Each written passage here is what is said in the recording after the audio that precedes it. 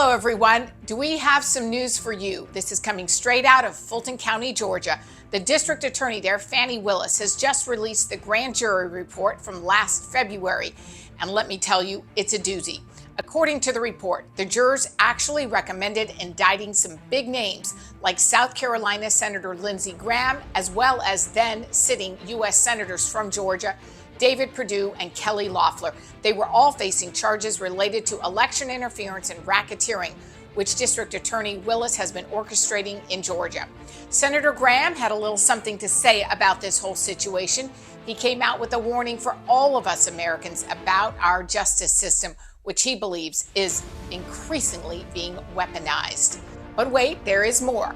I also want to share a couple of throwback clips of the foreperson of this jury. Her name is Emily Kors, just to give you a sense of who these jurors are. And let me tell you, it's not exactly confidence booster when you see who they pick to represent them. It kind of makes you question the credibility of every single one of those jurors. And finally, Rick Manning, the president of Americans for Limited Government, weighs in on the long-term damage that these indictments could have. But before we dive in, I quickly want to thank you for watching and for supporting Americans for Limited Government. If you like this video, go ahead and hit the thumbs up button and share it with your buddies. And don't forget to subscribe to Americans for Limited Government on YouTube and Rumble. We can't criminalize senators doing their job when they have a constitutional requirement to fulfill. It would be irresponsible for me, in my opinion, as chairman of the committee, not to try to find out what happened. It would be irresponsible for me to tell the voters of South Carolina what I did without actually trying to find out what the right answer was. So we're opening up Pandora's box here. Fulton County is one of the most liberal jurisdictions in the country. I fear this will spread. At the next election, Democrats may be on the other side of this. At the end of the day, I did my job. And today that becomes criminalized is very bad for the country. I think the system in this country is getting off the rails, and we have to be careful not to use the legal system as a political tool. That what I did in Georgia was explain to the grand jury the process that I followed to make a decision as United States Senator, Chairman of the Judiciary Committee. I voted to certify the election. To suggest I'm part of some grand scheme to overturn the election makes no sense given my actions. It speaks to where we're at more than anything else.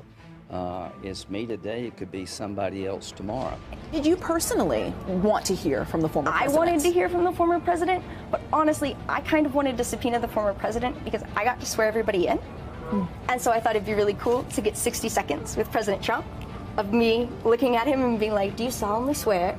And me getting to swear him in. I kind of just thought that would be an awesome moment. This is serious business. This is about people's freedom. This is about having a very, really obscure stretch of law and attempting to ruin people's lives for political purposes.